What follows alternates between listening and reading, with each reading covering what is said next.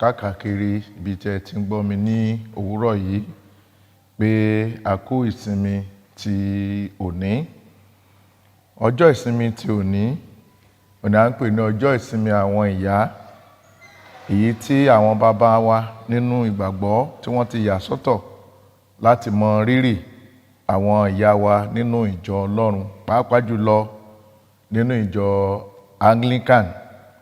A kí wa pé a kú ọdún, a kí bàbá wa nínú Olúwa, bàbá Ifẹ̀ àti màmá Ifẹ̀, Revd Olubunmi and Mrs. Nkechi Akinlade, kú ọdún ìyá ti ọdún yìí ní Diocese Ifẹ̀. A gbàdúrà wípé ẹ̀mí wa yóò ṣe púpọ̀ rẹ̀ láyé àti láàyè wa. Èyí ni ìwàásù tí Diocese Ilẹ̀ Ifẹ̀ ṣe ètò rẹ̀. Àlàáfíà Ọlọ́run Olódùmarè kí ó máa bá yín gbé. Àmín.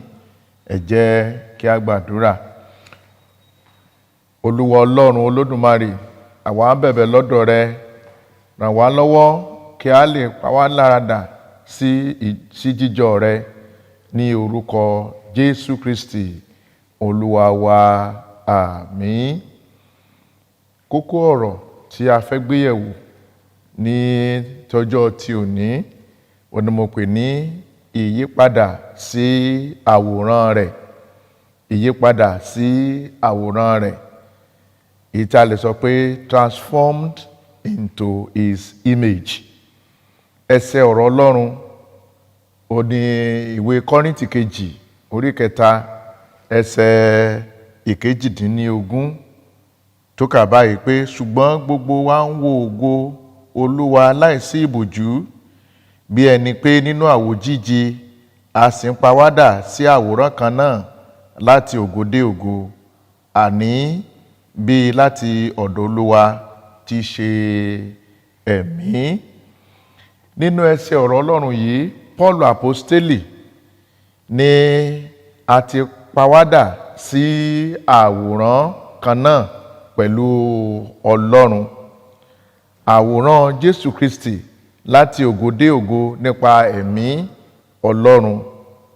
Ọ̀rọ̀ Ọlọ́run jẹ́ kí ó di mímọ̀ fún wa pé ní ìgbà tí ẹ̀mí Ọlọ́run bá fi ara hàn nínú ayé ènìyàn, tí ó sì pinnu láti gba ẹ̀mí Ọlọ́run náà láàyè láti máa ṣàkóso ayé rẹ̀, a ó yíró ẹni bẹ́ẹ̀ padà sí àwòrán àti jíjọ Ọlọ́run. Nínú ìwé Róòmù orí 8 ẹsẹ̀ 29, Paul Apostoli ṣàlàyé fún wa wípé nítorí àwọn ẹni tí ó ti mọ̀ tẹ́lẹ̀ lé ó sì ti yàn tẹ́lẹ̀ láti rí bí àwòrán ọmọ rẹ̀, kí òun lè jẹ́ àkọ́bí láàrin arákùnrin púpọ̀. Bákan náà, bí a bá wo ìwé Róòmù orí 12 ẹsẹ̀ 2, Paul Apostoli gbà wá ní ìyànjú níbẹ̀ pé kí ẹ má ṣe dára yín pọ̀ mọ́ ayé, ṣùgbọ́n kí ẹ paradà láti di titun nínú ìrò inú yín, kí ẹ lè rídìí ìfẹ́ Ọlọ́run tí ó dára tó sì ṣe ìtẹ́wọ́gbà. Nítorí náà, ará nínú Olúwa, gẹ́gẹ́ bí àwòrán rẹ̀, àwa náà jẹ́ olùkópa nínú ìyípadà ọkàn wa sí ọkàn Kristi nípa mímọ̀ ohun tí ìfẹ́ Ọlọ́run tí ó jẹ́ nínú ayé wa. Nínú Genesis orí 1 ẹsẹ̀ 27, nígbà tí Ọlọ́run dá ènìyàn, ó dá wa ní àwòrán ara rẹ̀. Nítorí Ọlọ́run ti yàn wá tẹ́lẹ̀ láti rí bí àwòrán àti ní jíjọ ọmọ rẹ̀ tí ṣe Jésù Kristi. Ìwé Genesis náà ó kà báyìí wípé ẹ wá, ẹ jẹ́ kí a dá ènìyàn ní àwòrán ara wa, ní àwòrán rẹ̀ ni ó dá ọkùnrin àti obìnrin. Nítorí kíni? Ọlọ́run fẹ́ kí a dàbí òun ní ṣíṣe rere. Nítorí rere ni Ọlọ́run. Ọlọ́run fẹ́ kí a ní ìbáṣepọ̀ pẹ̀lú òun. òun ló fi dá wa ní àwòrán ara rẹ̀. Èyí ni ètò Ọlọ́run ní ìbẹ̀rẹ̀ pẹ̀pẹ̀, ṣùgbọ́n ọmọ ènìyàn sọ ètò dáradára yìí nù nínú ọgbà Édẹ́nì. Tí a bá wòwe Jẹ́nẹ́sísì orí 3, a ó rí eléyìí níbẹ̀. Nítorí kíni? Nípa àìgbọ́ràn àwọn ọmọ ènìyàn. Ṣùgbọ́n Ọlọ́run nínú àánú rẹ̀ ńlá, ó tún wá yí padà sí àwòrán ara rẹ̀ nípasẹ̀ ikú àti àjíǹde Jésù Kristi ọmọ rẹ̀. Bí Ọlọ́run bá ní nígbà tá a ti ṣẹ̀, tí a ti ṣàìgbọràn sí òfin rẹ̀, tó bá lóhùn ní dá wa padà sí àwòrán ara rẹ̀, ó mà lè ṣe, ó mà lè ṣe. Ṣùgbọ́n nítorí púpọ̀ ní àánú àti ìdáríjì, ó dáríjì wá nípasẹ̀ ikú àti àjíǹde ọmọ rẹ̀. Ó wá tún pàwádà sí àwòrán ọmọ rẹ̀.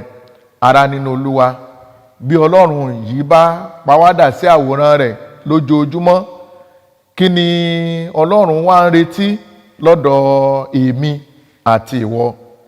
Ọlọ́run retí pé níwọ̀n ìgbà tó ti pàwádà sí àwòrán rẹ̀, kí ìgbé ayé Kristẹni tí a ti yí padà sí àwòrán rẹ̀ àti jíjọ rẹ̀, kí ó má ṣe wà bákan náà mọ́, ẹni kó má dúró lójú kan mọ́, kó má ṣe wà bíi ti tẹ́lẹ̀ mọ́, ṣùgbọ́n kí ó tẹ̀síwájú, kí ohun tuntun kí ó sì bẹ̀rẹ̀ sí ní jáde, kó bẹ̀rẹ̀ sí ní wù jáde nínú ayé rẹ̀.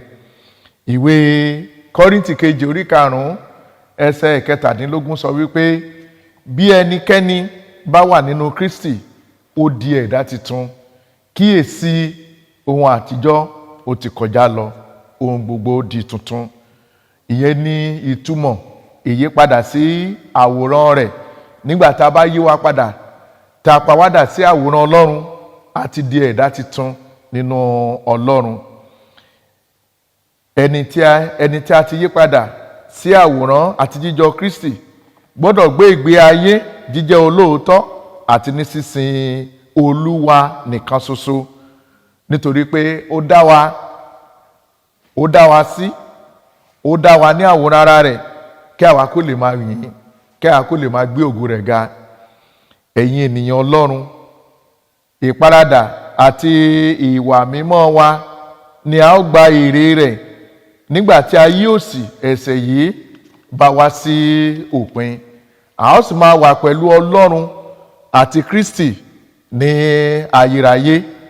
Ní orúkọ Jésù, mo gbàdúrà fún olùgbọ́ mi pé a ò ní fi ọ́ ṣe àwátì níbẹ̀. Ará nínú Olúwa, ní ìparí lónìí, Ọlọ́run pàwádà sí àwòrán ara rẹ̀. Tí a bá dẹ̀ wọnú ayé lónìí, a rí wípé àwa tí Ọlọ́run dá ní àwòrán ara rẹ̀, àwa la tún parawádà sí àwòrán mìíràn. Ẹlòmíràn sí àwòrán ẹranko, ẹlòmíràn sí àwòrán ẹyẹ, ẹlòmíràn sí àwòrán oríṣiríṣi, nítorí wípé wọn ò ní ìmọ̀ ti Ọlọ́run. Ní ọjọ́ kan, ìpàwádà yìí yóò di pípé ní ìfarahàn Jésù Kristi. Nígbà yẹn, ju ti àtẹ̀yìnwá lọ, àwa náà a wá dàbí ọmọ rẹ̀, èyí tí ṣe Jésù Kristi. Àti nígbà náà, àwa lè rí bí òun ti rí. Ìyẹn ni pé ní ọjọ́ kan, ìpàwádà yìí àwa ṣe kí ni o? A di ohun tó jẹ́ wípé ó di pípé. A di ohun tó jẹ́ wípé kò sóhunkóhun tá a lè fi wé mọ́. Àwa ju ti àtẹ̀yìnwá lọ. Àwa fúnra lára wa, àwa dàbí Jésù Kristi ní ìfarahàn rẹ̀ ní ìkẹyìn ọjọ́. Mo gbàdúrà wípé nínú àwọn tí yóò rí ògo ìkẹyìn yìí, lórúkọ ti Jésù, Olúwa yóò kà ọ́ mọ́ wọn.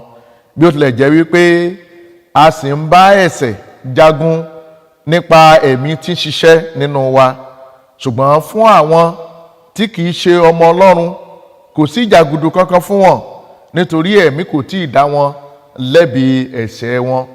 Ẹnikẹ́ni tí ẹ̀mí bá dá lẹ́bi ẹ̀ṣẹ̀ rẹ̀, òun nìkan ló lè mọ jàgùdù, nìkan ló lè mọ wọ̀ọ̀yá ìjàkadì pẹ̀lú ẹ̀ṣẹ̀. Ṣùgbọ́n nítorí pé àwọn wọ̀nyí tí wọ́n kọ̀ láti fi ayé wọn fún Jésù ó ṣeéṣe kán má nírú òye yìí láti lè di ẹni tí a padà tí a yípadà sí àwòrán ti Ọlọ́run. Fún àwa ọmọ Ọlọ́run kí a dúpẹ́ lọ́wọ́ ẹ̀mí Ọlọ́run tó ń yí wa padà lójoojúmọ́ sí àwòrán àti jíjọ Jésù Kristi. Ọmọ Ọlọ́run, jọ̀wọ́ ayé rẹ lónìí fún Jésù Kristi kó lè ṣe ìyípadà kíkún rẹ sí àwòrán Ọlọ́run nínú ayé òṣẹ̀ṣẹ̀ yìí, torí wípé ayé ń lọ à ń tọ́ láìpẹ́ láì jìnnà ìpè yóò dùn á sì kó àwọn àyànfẹ́ lọ sí iwájú ìtẹ́ ìdájọ́ Kristi. Nígbà tí a bá wá pa ẹ́dà sí àwòrán Ọlọ́run, bó ló fẹ́ yọjú sí, ó lè ṣe máa dán níwájú ìtẹ́ ìdájọ́ náà, èyí tí a sọ fún wa wípé gbogbo akólé ṣàìmá dúró níwájú ìtẹ́ ìdájọ́ Kristi. Ẹni wípé àtiwọ́ tó jẹ́ wípé ó ti pa ara rẹ̀ dà sí àwòrán ẹranko, kí ló sọ lọ́jọ́ náà? Ìwọ tó ti pa ara rẹ̀ dà sí àwòrán igi, ìwọ tó ti pa ara rẹ̀ dà sí àwòrán ewúrẹ́, kí ló máa sọ ní ọjọ́ náà? Nítorí náà ọjọ́ ń lọ, ìgbà ò dóde ẹnikẹ́ni, jọ̀wọ́ ayé rẹ fún Kristi lónìí, wá Kristi rí, pé sínú ayé rẹ, jẹ́ kó jẹ́ ohun gbogbo nínú ohun gbogbo. Nígbà tó bá dẹ̀ jẹ́ ohun gbogbo nínú ohun gbogbo nínú ayé rẹ, a máa rí ẹ ní jíjọ ti Kristi, a máa rí ẹ ní àwòrán Ọlọ́run. Ó fẹ́ràn wa, ó dá wa ní àwòrán rẹ̀, kò fi wá dá ọ̀pẹ, kò fi wá dá àwòrán igi, kò fi wá dá àwòrán bàtà, ṣùgbọ́n fi wá dá àwòrán ara rẹ̀ ní jíjọ ti Ọlọ́run. Ó ní a dá wa. Nítorí náà láàárọ̀ yìí, gba Jésù ní Olúwa àti Olùgbàlà rẹ, pè é sínú ayé rẹ kí ó bá lè jẹ́ àwòrán Ọlọ́run délẹ̀. Yóò sì dára fún ọ bí o bá gbé ìgbésẹ̀ yìí. Ẹ jẹ́ kí a gbàdúrà. Olúwa, ọ̀rọ̀ rẹ ti jáde, a bẹ̀ ọ́ agbára láti mú ọ̀rọ̀ rẹ lò, agbára láti jẹ́ olùṣe ọ̀rọ̀ rẹ tá fi ní jẹ́ olùgbọ́ nìkan. Olúwa, jọ̀wọ́ nínú ìrìn àjò wa yọ̀ǹda rẹ̀ fún wa ní ìkẹyìn ayé, nígbà tí ayé òṣẹ̀ṣẹ̀ yìí bá wá sópin, kí ìjọba ọ̀run kó má ṣe bọ́ sọnù lọ́wọ́ wa, nítorí tí a gbàdúrà ní orúkọ ti Jésù Kristi Olúwa wa. Àmín.